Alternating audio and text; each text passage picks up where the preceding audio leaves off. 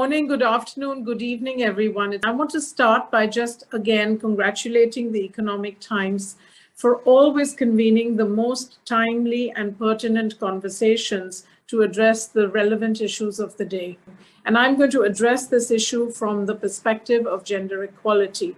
And let me start by just giving us all a quick reminder of the impacts of the pandemic on women and just underscore that the pandemic, we all know, had terribly negative impacts on women, but let's just remind ourselves what those were. And there were three. First, on income. Women's income really suffered during the pandemic, not just because many of the sectors in which women were working were disproportionately impacted by the pandemic in terms of jobs like tourism, retail, hospitality, but also because of the poverty impacts of the pandemic. And we expect 43 million more women worldwide to fall into poverty in the coming year as a result of the pandemic. The second big impact has been on women's health. Because governments pivoted their public health systems to focus on treating COVID-19, and appropriately so, several services that are really important for women's health, including access to maternal healthcare services and other gynecological and reproductive health services, really suffered in many countries. So women's health has really suffered as a result of the pandemic. And finally, women's security. We saw worldwide that there was a huge spike in violence against women during the pandemic. In some countries, we know from our offices of UN Women on the ground that there was as much as a 500% increase in violence against women. So these three impacts, income, health, and security, were very visible during the pandemic, but also will have long-lasting implications. Now, when we think about the role of ESG and gender equality and connected to these impacts, we have to ask ourselves, what is it that an ESG lens can do that not having an ESG lens would enable? So having an ESG lens is absolutely vital as we think about building back better. And why do we say this? Because we have looked, UN Women, along with UNDP, at most of the policy measures that have been undertaken by governments in response to the pandemic. And we've also looked at what the private sector is doing and what business is doing to respond to the pandemic. And this is what we found. Of most of the policy measures that have been undertaken by governments, less than 13% of these fiscal stimulus packages that have been rolled out across the world have been able to target women. Because targeting is hard, but also because gender lens is not something that is front and center for policymakers. And it is essential that as we think about environmental, social, and governance, we think about a gender lens in each of these. And let me talk in particular about the social aspects of the SDGs and about gender-based financing, because what is going to be essential to build back better is actually increasing the levels of investment, both public as well as private, in pushing the agenda on gender equality. Now, how can we do this? There are many different ways of doing this. First of all, we are recommending that as governments undertake new phases of fiscal stimulus packages, that they do so with a gender lens. That means following the example that we saw in India, for example, where cash transfers were made available to 200 million women during the pandemic. We're asking governments worldwide to think about issues like that and to see how they can get money directly into the hands of women. Second, we are asking that they think about how to create support services for women-owned businesses so that they can get back on their feet. We are asking them also to consider the impact of the care burden that women carry.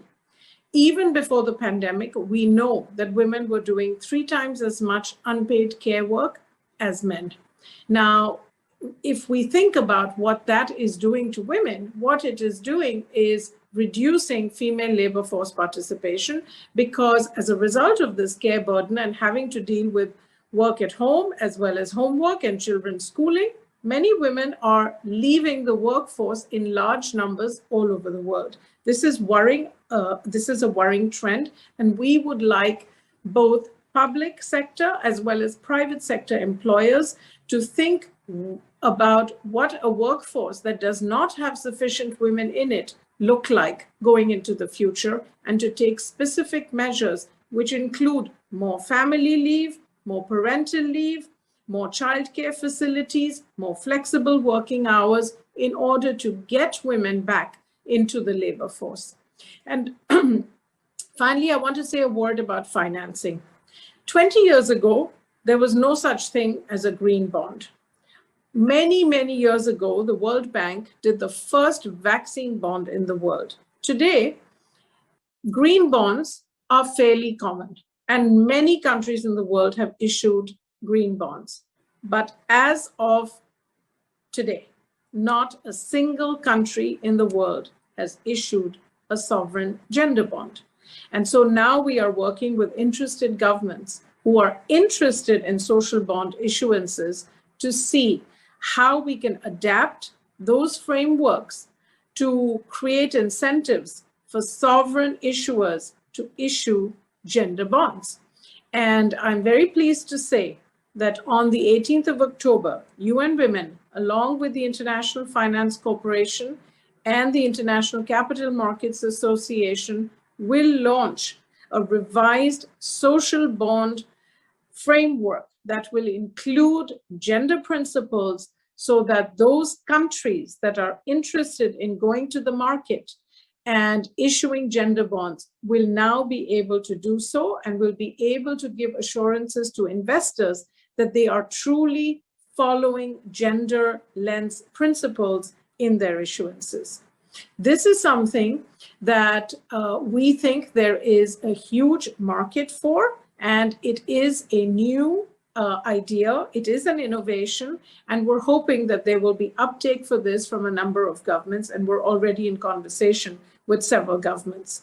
But this is also an opportunity for the private sector, because the private sector can be at the forefront, and business can be at the forefront of pushing gender equality by both having a gender lens in their corporate financing programs, but also ensuring that they are adhering to gender lens principles as they think about recruitment of staff, retention of female staff, promotion of women, as well as ensuring that they are within their own businesses, creating an environment that is free of violence against women, that is free of sexual harassment, and that creates the best enabling environment that there can be for women.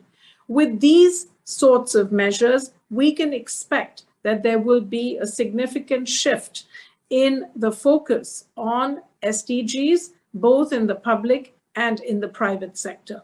Let me say that as we think about going into COP26, and as the Secretary General has said over and over again at the recently concluded general debate of the General Assembly of the United Nations, which has been taking place here in New York over the last 10 days, that we are really facing an existential crisis. And this is no longer a nice to have.